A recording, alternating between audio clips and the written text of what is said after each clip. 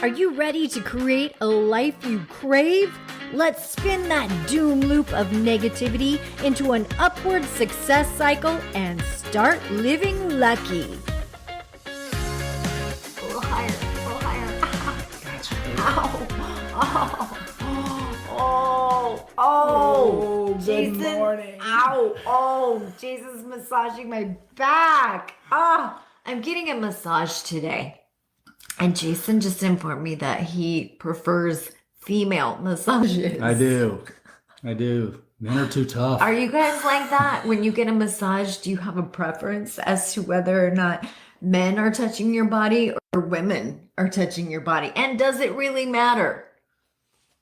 I mean, if you're closing your eyes and they're just massaging you. So I get into a meditative state in almost every massage. But it's hard for me to completely relax when men are touching my body. I know this because I don't know why that made me laugh. I have had a male massage before, and it's a hang up with me.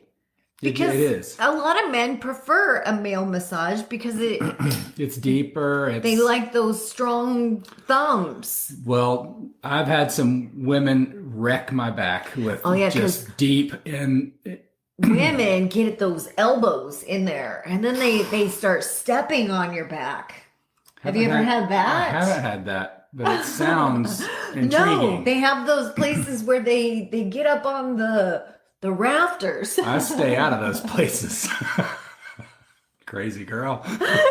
Good morning, Julie. I don't know what's going on. I've had this knot in my back for about... She's a naughty girl. 3 weeks. I'm a naughty girl. And it has nothing to do with our dance lessons, even though we had our second dance lesson. And if I will say so myself, we're pretty good. We are pretty good. It's the chemistry. Take a couple pills before you go in. I want to talk about relationships today because after our dance lesson yesterday, Jason was changing his shoes because, as you all know, whenever we start any new hobby, Jason has to buy all of the accessories. The accoutrement. Yes. So Jason bought his new dance shoes and he's changing his shoes. And there was a woman sitting on the couch. And Rita, yes. So I started talking to Rita, and Rita was an elderly woman, and she told me that she was a senior. Had recently. Senior Rita. That's funny. She had recently lost her husband, and so it was really outside her comfort zone to come take dance lessons because her husband never liked to dance. So she's doing something for herself for once. And she also said that, it's been extremely lonely being in the house all by herself. And it's just been such a game changer to come to the dance studio every day because she's around people. And then she immediately says, well, I'm keeping you, so why don't you go? And then I turned to Jason and I said, no. We have time to just sit and visit. Sit and visit. And it was really fun. It was. And we just sat and had probably a 15-minute conversation just about, hey, a face-to-face, eye-to-eye conversation about life. About our kids or grandkids. And we learned about Rita. We learned about, that takes a lot of bravery, I think, to start taking dance lessons at age 80 something. I think that's it takes a lot big of thing. Bravery to open up about being lonely and being vulnerable to new experiences and friends, to a couple that's coming to take dance lessons, to a new group of people. And what I told Rita is I said, you know what, Rita? Most people are lonely. They just don't want to admit it. Most people are lonely in a group of people. Yes. Most people can be with their best friends and they're still lonely because we're not completely being present and we're not completely showing up as our authentic selves. And connecting. and we're not completely sharing how we really feel about things.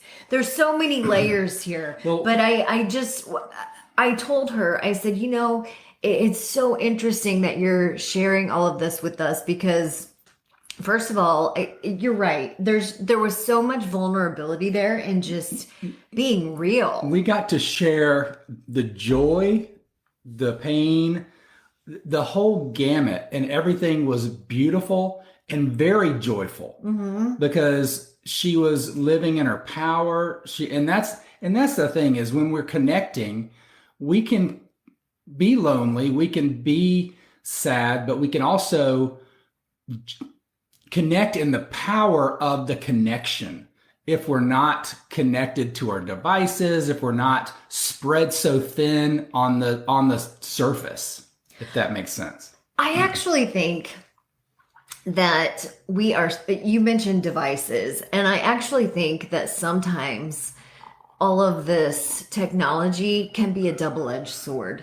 I know that there's so many benefits, and I utilize a lot of these benefits, and in so many ways, technology has allowed me to, we had a baby born in the family yesterday. My nephew and his wife had a baby, and if it weren't for technology, we wouldn't have been able to see all the pictures. And I was calling every 20 minutes saying, Texting. "Oh my gosh, what's the name? Is she born yet? And how's everyone doing?" And Everybody healthy. So technology has been such a great thing, especially since we live states apart and I love living in the sunshine.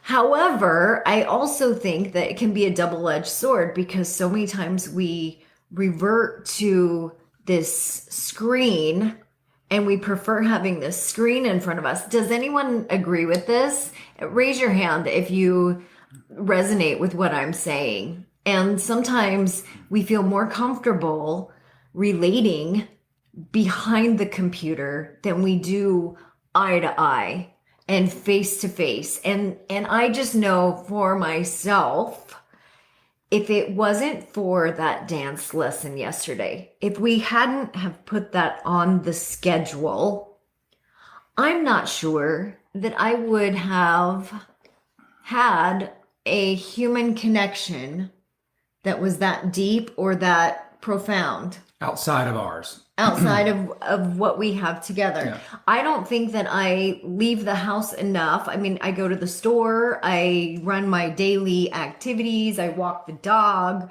but if I don't make it intentional to leave the house and to go see people in person. We schedule group meetings, we schedule one-on-one meetings. If you don't put it on the calendar often, it doesn't happen. But so many times it's so much easier nowadays to just do it over Zoom.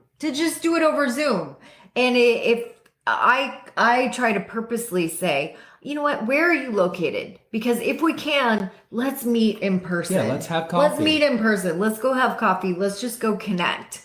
I feel like that's missing more and more. And I also feel that is the reason why anxiety is raising and depression is raising. And I feel like our teenagers are constantly getting into their phones. And we read a statistic just this morning that mothers,